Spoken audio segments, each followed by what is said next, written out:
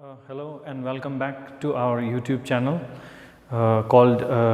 Sanyukta Madhyamik Shikshak Kalyan Sangathan. I am Hassan Bhutia. I am a practicing lawyer. This is my second class and I am here to take commercial law for class 12 commerce stream. So now we begin with our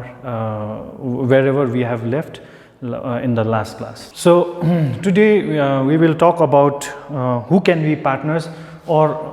को चाहिँ competent छ partners हुनुमा भन्दाखेरि एक नम्बरमा individual छ जस्तो यहाँनेर एउटा इन्डिभिजुअल जो चाहिँ कम्पिटेन्ट छ who can enter into a contract right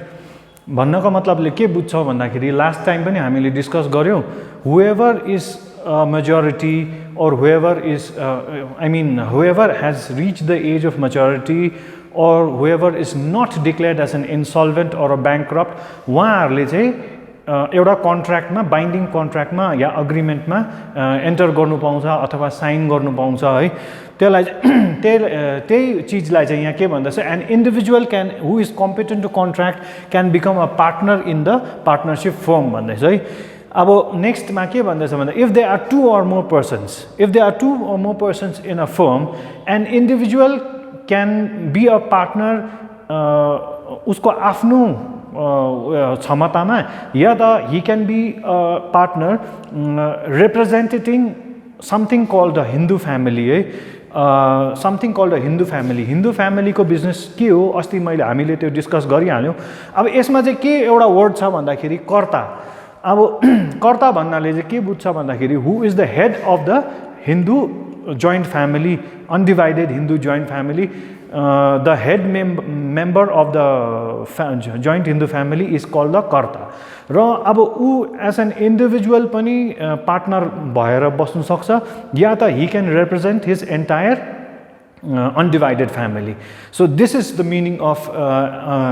when we say an individual can become a partner. Next, a firm. This is very interesting. A firm cannot be a partner. Why भन्दाखेरि अस्ति हामीले discuss गरिहाल्यौँ एउटा partnership फर्मको फिचरको कुरा गर्दाखेरि partnership firm is not a legal entity unlike a company is a legal entity so यसमा चाहिँ के हुन्छ भन्दाखेरि एउटा partnership firm if it wants to enter into a partnership with another firm it is barred but then के हुन्छ भन्दाखेरि suppose the partnership consist of ABC है एबीसी चाहिँ गएर अर्को फर्ममा they can become partners and when they earn profits from there they can bring it back to the parent firm अब एबीसीको आफ्नो फर्म जुन चाहिँ छ त्यसमा चाहिँ उनीहरूले प्रफिट्स लिएर आउनु सक्छ भनेर चाहिँ भन्दैछ हो अन्तखेरि Hindu undivided family this is again with respect to point number 1 individual अब हिन्दू अनडिभाइडेड फ्यामिलीमा चाहिँ के गर्छ कर्ताले चाहिँ जो छ head member of the family उसले चाहिँ एउटा पार्टनरशिप फर्ममा he is competent to represent himself as well as his entire family तर यहाँनिर एउटा कन्डिसन छ जब चाहिँ हिन्दू अनडिभाइडेड फ्यामिली पार्टनरशिपमा कहिले पस्न सक्छ भन्दाखेरि चाहिँ when the karta enters, when the head of the family enters into a partnership with another persons, that head of the family has to either invest his उसले आफैले कमाएको धन त्यहाँनिर पार्टनरशिपमा इन्भेस्ट गरेको हुनुपर्छ अथवा he has to be a partner who is giving his efforts and who is giving his efforts, personal skills and labor. No, now another person who can become a partner is a company. Now company अघि हामीले जस्तै यहाँ 2 नम्बरमा discuss गर्दाखेरि के भयो भन्दाखेरि partnership form एउटा अर्को पार्टनरशिपमा पस्न सक्दैन तर यहाँ के छ भन्दाखेरि एउटा कम्पनी चाहिँ पस्न सक्छ किन by the definition of the company we always know that a company is an artificial legal person त्यही कारण चाहिँ उसको इन्डिभिजुअल आइडेन्टिटी भएकोले गर्दाखेरि चाहिँ कम्पनी चाहिँ एउटा पार्टनरशिप फर्म गरेर जहाँ फर्म भएको छ त्यहाँनिर चाहिँ उहाँहरू चाहिँ एउटा कम्पनी क्यान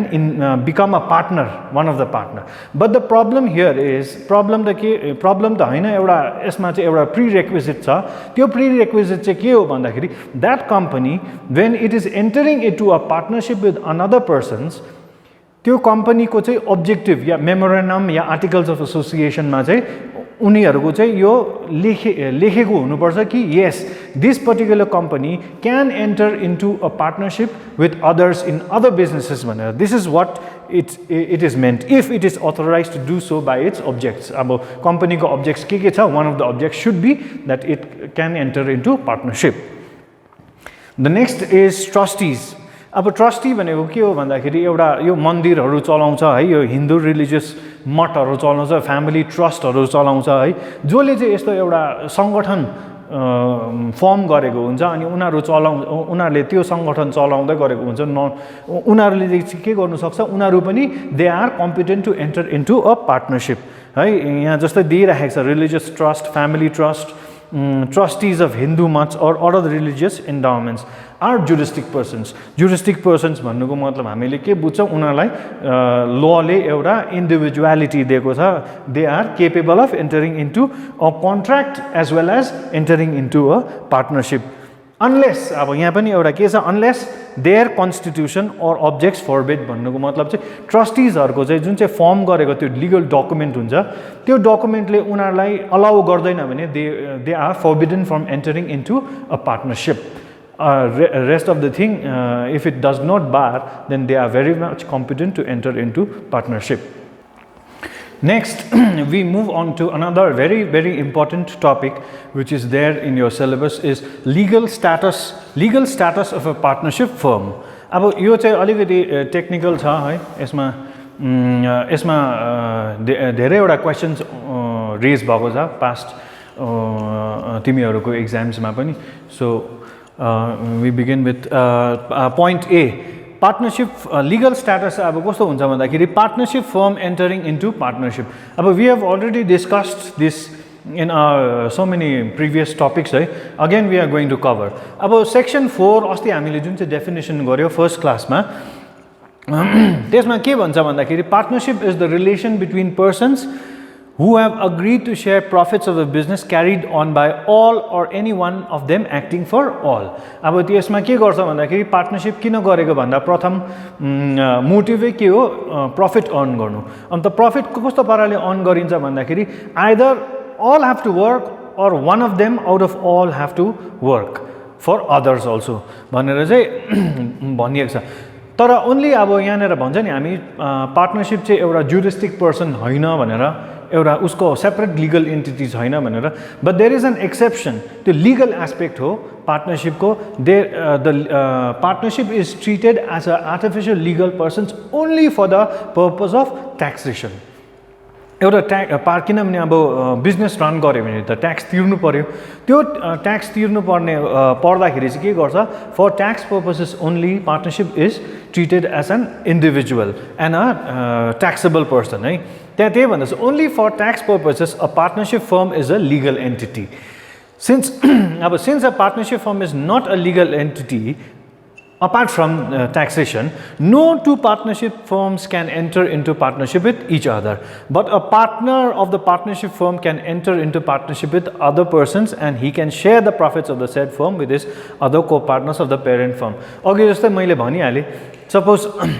दुईटा पार्टनरशिप फर्म्स छ अरे, alpha and beta. Alfama ABC छ अरे, बीटामा XYZ छ अरे. अल्फा र बीटा चाहिँ हुनु सक्दैन पार्टनर्स,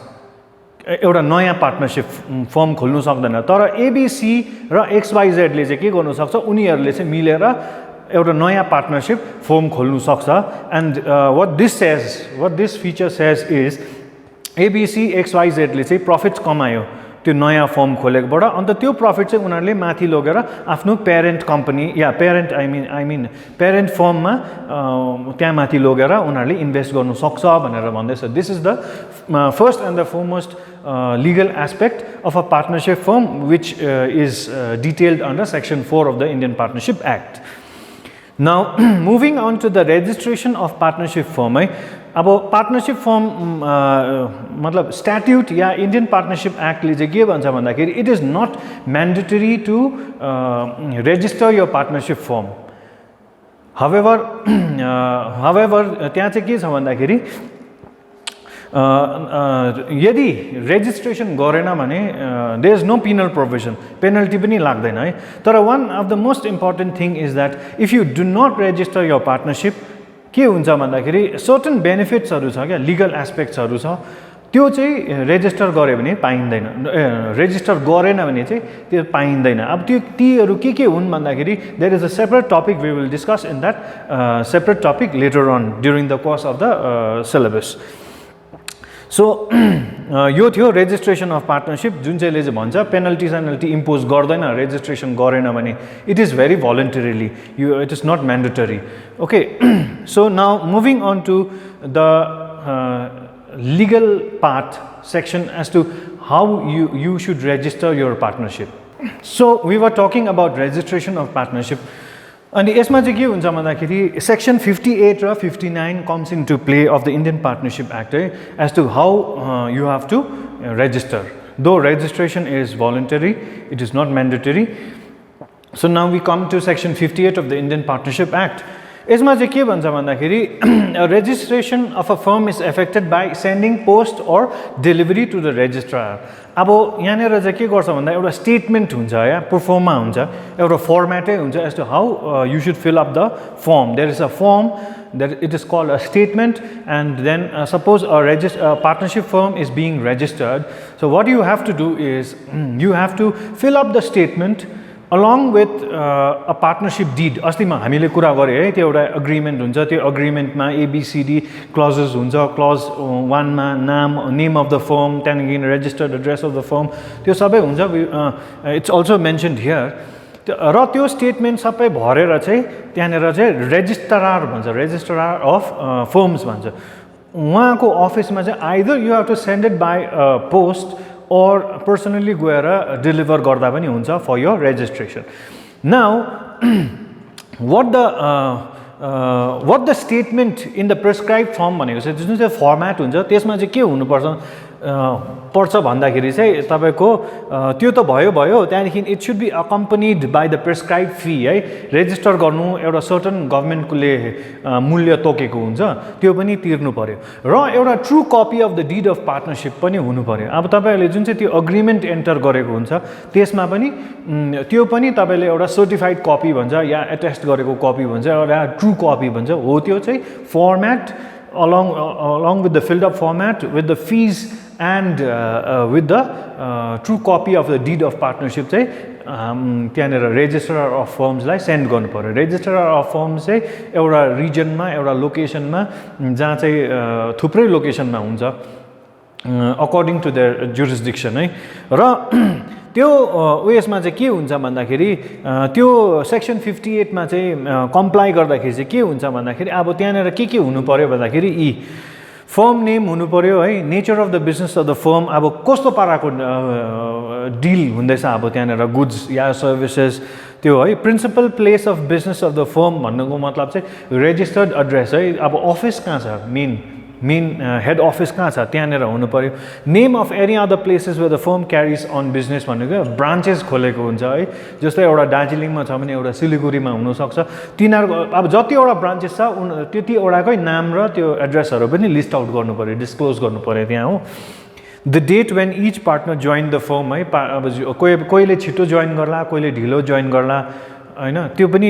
मेन्सन गरेको हुनु पर्यो the names in full and permanent address of the partners है दिस इज सिम्पल इनफ र ड्युरेसन अफ द फर्म यो ड्युरेसन अफ द फर्म चाहिँ के हुन्छ भन्दा they are various types of partnership which we will discuss during the course of the syllabus so just take a note that duration of the firm भन्नुको मतलब चाहिँ के हो भन्दाखेरि फर्म चाहिँ अब कति लामो चल्छ या how when it comes to an end त्यो पनि भनेको हुनु पर्यो है अन्त यो सब गरेर चाहिँ लिस्ट आउट गरेर चाहिँ के गर्नुपर्छ भन्दाखेरि फर्म भर्यो पैसा तिर्यो डिड बनायो है ट्रु कपी बनाएर चाहिँ के गर्नुपर्छ भन्दा सबैजना पार्टनर्स जो छ उनीहरूले चाहिँ साइन गरेको हुनुपर्छ हैन अर उनीहरू छैन भने उनीहरूको एजेन्टले अथराइज्ड रिप्रेजेन्टेटिभ भन्छ जसमा चाहिँ अब लिखित रूपमै दिन्छ लिगल टर्म्समा चाहिँ अब पावर अफ अटर्नी दिएको भन्छ नि है त्यो पावर अफ अटर्नी दिएको छ suppose if I am a partner I am absent I give my power of attorney to say mister X लु तिमी मेरो बिहाफमा साइन गरिदिनु भनेको चाहिँ यो हो एजेन्ट स्पेसली अथराइज चाहिँ त्यसलाई भन्छ हो अब the statement should be sent or delivered to the registrar within a period of 1 year from the date of constitution of the firm. अब 1 वर्षभित्रमा फर्म एउटा गठन गर्यो है, फर्म गर्यो, त्यो 1 year भित्रमा चाहिँ यो सबै चाहिँ कम्प्लाई गरेको हुनु पर्यो। Now, that was about section 58 of the Indian Partnership Act. Now we come to section 59. अब त्यो सबै म्यान्डेटरीली कम्प्लाई गर्यो है, त्यो हामीले स्टेटमेन्ट जुन चाहिँ छ त्यो प्रोफोमा भनौँ न, प्रोफोमा पनि भर्यो, हामीले लिगल फिस पनि तिर्यो है फर्म गर्नुको लागि, prescribe fees by the government. And then now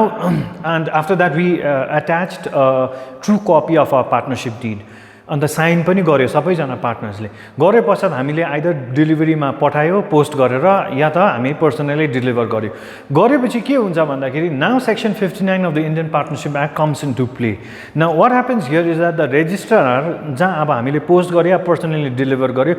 उहाँ रेजिस्ट्रारले हेर्नुहुन्छ whether everything what is needed in section 58 is complied or not. Suppose it is complied, then section 59 को अनुसारमा चाहिँ के गर्छ भन्दाखेरि रेजिस्ट्रारले चाहिँ लेखिदिन्छ, he makes a statement. Now, when the registrar is satisfied that the provisions of section 58 have been duly complied, he shall record an entry of the statement in the register called the registrar of firms. है, register of firms मा चाहिँ उनले लेखिदिन्छ, and shall file a statement on the date such entry is recorded and such statement is filed. The firm shall be deemed to be registered. अब के भयो, सब ठिकै छ, document सबै ठिकै छ है, सिग्नेचरहरू चेक गर्यो, फिस पेड छ भने रेजिस्ट्रारले के गर्छ, एउटा रेजिस्टरमा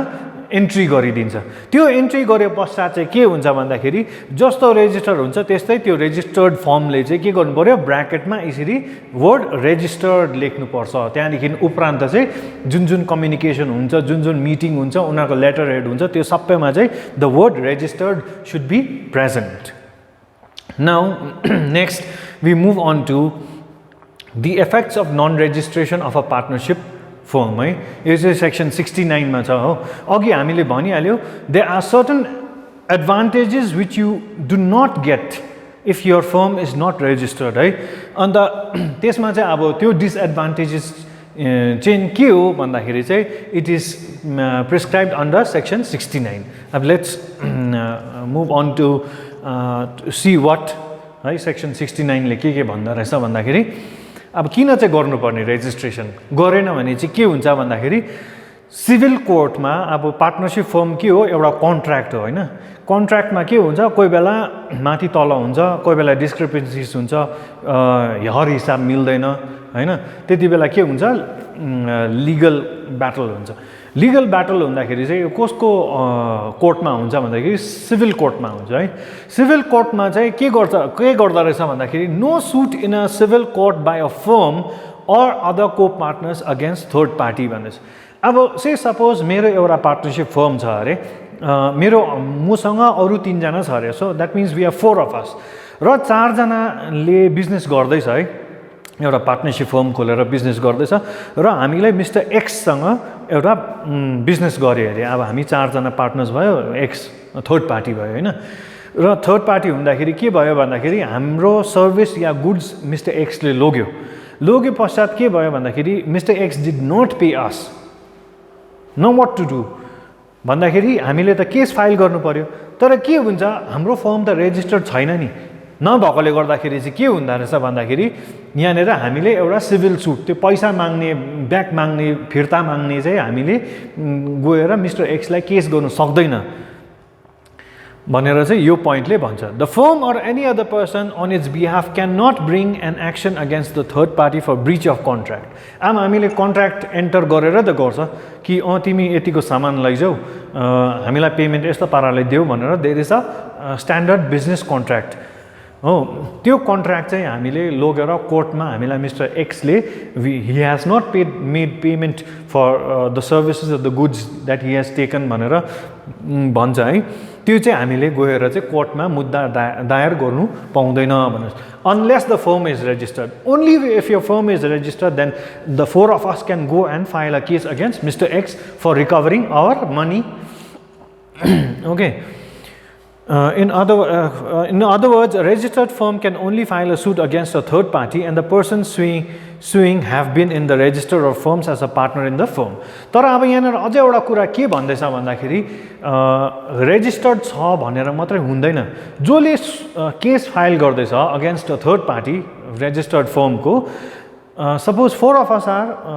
फाइलिङ अ केस है, एकजना नयाँ आएको अरे, the last 4th person has come in new, उसको पनि नाम हामीले रेजिस्ट्रारलाई इन्फर्म गरेको हुनुपर्छ कि mister 4th person the D is also a partner भनेर अलरेडी त्यहाँनिर रेजिस्टर्ड भएको हुनुपर्छ. र मात्रै ऊ चाहिँ एउटा केस गर्दाखेरि 4 जना मिलेर गर्दाखेरि चाहिँ उसको नाम पनि हामीले त्यो केसभित्र हाल्नु सक्छौँ. अन्त next point, no relief to partners for set off claim भन्दैछ. अब यसमा भन्नुको चाहिँ के हो भन्दाखेरि अब if an action is brought against the firm by a third party है, अब यसमा चाहिँ के हुँदैछ, अघिको सिचुएसन सिनेरियोमा चाहिँ के भयो भन्दाखेरि पार्टनरसिपले बाहिरको मान्छेलाई सु गर्दै थिए, केस फाइल गर्दै थियो. यो सिनेरियोमा चाहिँ के हुँदैछ भन्दाखेरि बाहिरको मान्छेले चाहिँ थर्ड पार्टीले चाहिँ हाम्रो पार्टनरसिप फर्मलाई केस लगाउँदैछ. देन नाइदर द फर्म न the partner can claim any set off भन्ने. सेट अफ भन्नुको मतलब चाहिँ के हो भन्दाखेरि से सपोज हामीले एउटा एक्स फर्मसँग बिजनेस गर्दैछौँ है, हाम्रो फर्म ए र एक्ससँग गर्दैछौँ. अन्त हामीले गुड्स किनबेच गऱ्यौँ, उसकोबाट पनि हामी किन्यौँ, हाम्रोबाट पनि उसले लगेको छ. So we have to pay him say suppose 100 rupees, 100 rupees त होइन, अलिक बेसी हो न, 1000 rupees, and he has to pay us 1200 rupees. त्यो 200 रुपियाँको जुन चाहिँ डिफ्रेन्स छ त्यो पनि हामीले क्लेम गर्नु सक्दैन भन्दैछ यहाँनिर. If an action is brought against the firm by a third party, अब उसले एक्सले हामीलाई 1200 रुपियाँको क्लेममा केस लगाइदियो है, अन्त हामीले पनि 1000 रुपियाँ त उसकोबाट पाउनुपर्छ. त्यो 200 रुपियाँ चाहिँ के भयो, यहाँनिर मोर देन 100 भनेको छ. देन नाइदर द फर्म न the partner can claim set off if the suit be valued for more than 100 rupees भनेर भन्दैछ. अब 100 रुपियाँ काट्यो भने चाहिँ त्यो अकाउन्ट सेटल गर्नु पनि पाउँदैन भनेर भन्दैछ. Or pursue other proceedings to enforce the right arising from any contract. अब एउटा कन्ट्र्याक्टमा बेस भएर या त 100 देखि बढ्ता भ्याल्युको केस छ भने the partnership firm is not capable of filing a suit भनेर भन्दैछ. त्यहाँदेखि aggrieved partner can not bring legal action against other partners or the firm भनेर. अब के भयो भन्दा एबिसिडी पार्टनर्समा थियो, उनीहरू भित्रभित्रै के भयो, एउटा झगडा भयो अब अकाउन्ट्स लिएर है. तर एले बिसिडीलाई यसमा सु गर्नु पाउँदैन, केस गर्नु पाउँदैन भनेर भन्दैछ. अनरेजिस्टर्ड छ भने चाहिँ फर्म है. A partner of an unregistered firm or any person on his behalf is precluded from bringing legal action against the firm or any other person alleged to be or to have been a partner in the firm, but such a person may sue for the dissolution of the firm or for accounts and realization of his share in the firm's property when the firm is dissolved. र कब फर्मलाई चाहिँ case गर्नु सक्छ या other पार्टनरलाई case गर्नु सक्छ भन्दाखेरि चाहिँ there is only one aspect. If the firm is unregistered, only one point in which a partner can file a case against other partners is when the partnership is being dissolved. Suppose झगडा भयो ABCD कोमा, एले भन्यो अब हामी यो form dissolve गर्नुपर्छ किनभने मलाई मेरो सेयर चाहियो भन्दाखेरि only in that particular circumstance चाहिँ A can go to the court, approach the court and file a case है. बट अपार्ट फ्रम द्याट कन्ट्र्याक्टको म्याटर छ र कन्ट्र्याक्टमा आयो भने चाहिँ you can not file any other रिलिफै छैन भनौँ न त्यो गर्दाखेरि चाहिँ. र त्यो त अब दोज वर द पोइन्ट्स है. नन रेजिस्टर गरेन भने चाहिँ के हुन्छ भनेर चाहिँ त्यो पोइन्ट्सहरू हामीले लिस्ट आउट गऱ्यौँ. तर त्यसमा के छ भन्दाखेरि with the law there is always an exception है. सो अब रेजिस्टर गरेको छैन भने पनि there are certain exceptions. What are those exceptions? Let us look into it. Exceptions चाहिँ के हो भन्दाखेरि non registration of a firm does not however effect the following rights. अब के चाहिँ इफेक्ट गर्दैन रेजिस्टर गरेको छैन भने भन्दा the right of the third parties to sue the firm or any partner भन्दै छ अब थर्ड पार्टीले चाहिँ हाम्रो यो पार्टनरशिप फर्म या इन्डिभिजुअली पार्टनर्सलाई चाहिँ केस लगाउनु सक्छ भनेर भन्दैछ उनीहरुकोमा क्षमता छ चाहे पार्टनरशिप फर्म रेजिस्टर्ड होस् या नहोस् The right of the partners to sue for dissolution of the firm or for the settlement of accounts of a dissolved firm or for realization of the property of a dissolved firm. अघि मैले भने नि एउटा only one aspect छ जुन aspect मा चाहिँ a partner can sue the firm or other partners भन्दाखेरि चाहिँ कब हो भन्दाखेरि जब पार्टनरशिप फर्म चाहिँ अब हामीले डिसल्भ गर्छौं भनेर भन्दाखेरि चाहिँ that is the only circumstances in which a partner can sue the firm and the partners. The power of an official assignee receiver of a court to realize the property of a insolvent partner and to bring an action भन्दैछ अब के हुन्छ भन्दाखेरि अस्ति हामीले features of partnership को पढ्दाखेरि एउटा कुरा पॉइन्ट गरेको एउटा पॉइन्ट पनि हामीले हाइलाइट गरेको थियौं त्यो चाहिँ के हो भन्दाखेरि अनलिमिटेड लायबिलिटी भन्यो नि जसमा चाहिँ आफ्नो पर्सनल एसेट्स पनि लायबल हुन्छ त्यो त्यो लिक्विडेट गरेर अरूको त्यो डेट्सहरु है क्रेडिटर्सको डेट्सहरु या थर्ड पार्टीलाई पेमेन्ट गर्नुपर्छ भन्दैछ त्यसमा चाहिँ के गर्छ भन्दाखेरि सपोज पार्टनरशिप डल्लै ब्याङ्क्रप्ट भयो अरे हैन the partners become bankrupt so त्यहाँनेर चाहिँ के गर्छ भन्दाखेरि एउटा अफिशियल असाइनी हुन्छ है अब हामी लिक्विडेट गर्छौं किनभने हामी ब्याङ्क्रप्सीको लागि फाइल गर्छ नि हामी ब्याङ्क्रप्ट भएर फाइल भयो ब्याङ्क्रप्ट भयो भनेर फाइल गर्छ नि डेक्लरेसनको लागि त्यसमा चाहिँ के गर्छ भन्दाखेरि official assignee or receiver of court है कोर्टले इन्टरभिन गरेर के गर्छ भन्दाखेरि यस्तो अफिशियल असाइनी या रिसिभर अपॉइन्ट गर्छ उनीहरुलाई चाहिँ किन अपॉइन्ट गरेको भन्दाखेरि those are the officers of the court है people who look into the dissolution of the partnership and त्यहाँनेर जति एसेट्स छ किनभने अब बिजनेस गर्दै गरेको हुन्छ the partnership is bound to owe people money है अब जसकोबाट सामान ल्याएको छ या पेमेन्ट गर्नुपर्छ पार्टनरशिपले उनीहरुलाई त पेमेन्ट गर्नै पर्यो र यो अफिशियल असाइनीज रिसिभरले के गर्छ भन्दाखेरि त्यो पार्टनर्सको जुन चाहिँ एसेट्स छ नि unlimited liability personal assets liable हुन्छ भनेर भन्दै थियो नि अघि हामीले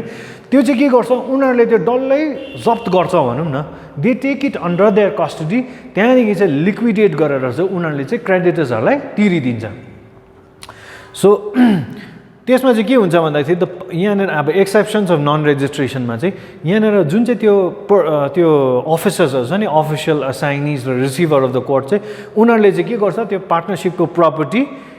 रियलाइज भनेको उनीहरुकोबाट लिन्छ आउट अफ द इन्सल्भेन्ट पार्टनर है अब सपोज वान पार्टनर इज इन्सल्भेन्ट अब उसकोमा पैसा छैन भने उसको पर्सनल एसेट्स लिन्छ अन्त त्यो चाहिँ उनीहरुले and to bring an action भन्दैछ उनीहरुले नै लिक्विडेट गरिदिन्छ पार्टनरशिप फर्मलाई चाहिँ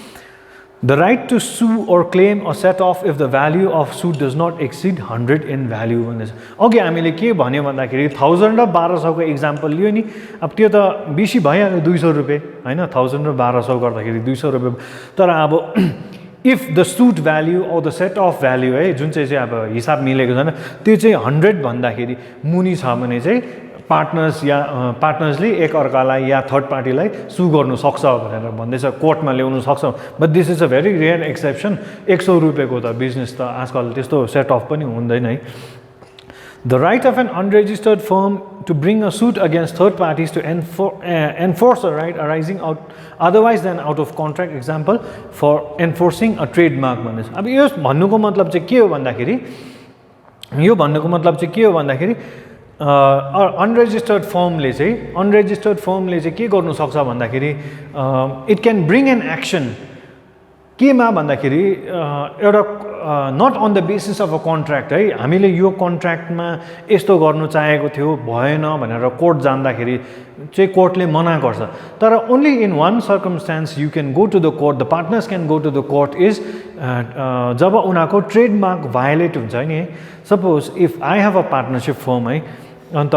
मेरो अब पार्टनरशिप फर्मको एउटा ट्रेडमार्क छ अरे लोगो छ अरे say suppose H is my trademark or logo जुनले चाहिँ मेरो बिजनेस रिप्रेजेन्ट गर्छ H भनेपछि चाहिँ मेरो बिजनेस रिप्रेजेन्ट गरिहाल्यो है suppose another person say Mr. M uses the same trademark as mine अब के भयो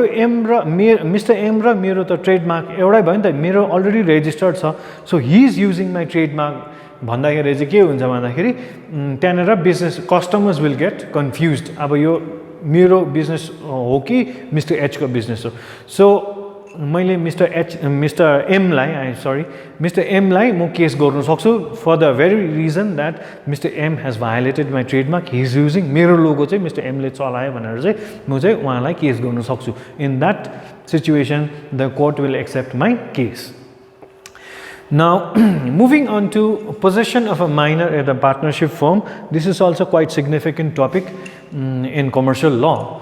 किनभने यसमा धेरैवटा केसेस बेस भएको छ है इन रियल लिगल सिनेरियो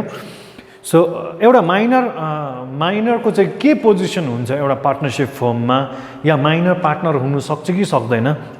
त्यसमा चाहिँ के भन्छ भन्दा पार्टनरशिप चाहिँ के हो भन्दाखेरि एउटा कन्ट्र्याक्ट या अग्रिमेन्टको रिजल्ट हो है if you enter into a partnership if you enter into a contract or an agreement with other people with the motive to earn profit it's called a partnership है तर अब यहाँनिर के भन्दैछ भन्दाखेरि सर्वप्रथम चाहिँ हाम्रो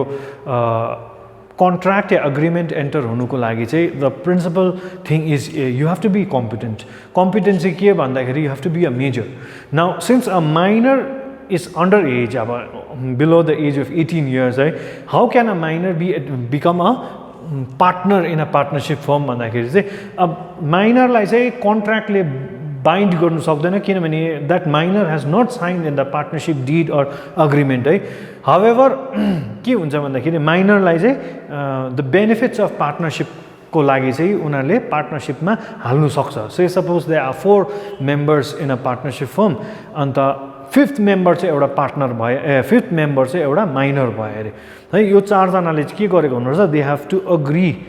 कम टु अ रेजोल्युसन ठिकै छ माइनरलाई पार्टनर बनाऊँ बट के हुन्छ भन्दाखेरि त्यहाँनिर सेक्सन 30 ले चाहिँ बार लाउँछ माइनरलाई चाहिँ certain bars will discuss it later on र माइनरलाई चाहिँ किन पार्टनर फुल फ्लेजेड गर्नु सक्दैन भन्दाखेरि because minus contract is void भन्नुको मतलब त्यो एक्जिस्टै गर्दैन है मैले भनिहालेँ यो पार्टनरशिप चाहिँ एउटा कन्ट्र्याक्ट हो कन्ट्र्याक्टमा चाहिँ माइनरले चाहिँ कन्ट्र्याक्ट एन्टर गर्नु सक्दैन भनेर है now what is left is यो consent of all the partners हुनु पर्यो अब माइनरलाई एडमिट गर्नु अगाडि चाहिँ हैन त्यहाँदेखि सब माइनरको चाहिँ केले गर्छ भन्दाखेरि section 30 of the Indian partnership एक्टले चाहिँ माइनरको चाहिँ के छ position section 30 will explain it र मैले अब उयो गर्दाखेरि चाहिँ यो युनिभर्सली चलाएको छ कि छैन I am using this book as my basis तर अब यसमा मात्र डिपेन्ड नगरेर मैले आफ्नो मेरो ल बुक्सबाट र इन्टरनेटबाट पनि निकै रिसर्च गरेको छु this book you will find it locally and you can purchase it online also and apart from this book I have already prepare the notes detail notes है यसको 50% कम्ती छ भोल्युम नोट्समा you can get the notes in the Facebook page of RKSP त्यो that particular link is given in the description box in my first video class को जुन चाहिँ फर्स्टमा भएको थियो त्यसको मुनि तपाईहरुले डिस्क्रिप्सन बक्स हेर्नु होला त्यहाँनेर इन्डियन पार्टनरशिप एक्टको टोटल नोट्स चाहिँ त्यहाँनेर लिंकमा छ त्योलाई क्लिक गरेपछि तपाईहरुलाई सिधै नोट्समा पुर्याइदिन्छ त्यो लिंकले जुन चाहिँ हाम्रो आरकेएसपी स्कुलको फेसबुक पेजमा छ you can print that out and it is really concise है यो बुक भन्दाखेरि जति छ त्यसमा चाहिँ मैले आधी बनाइदिएको छु and it is very very concise help you a lot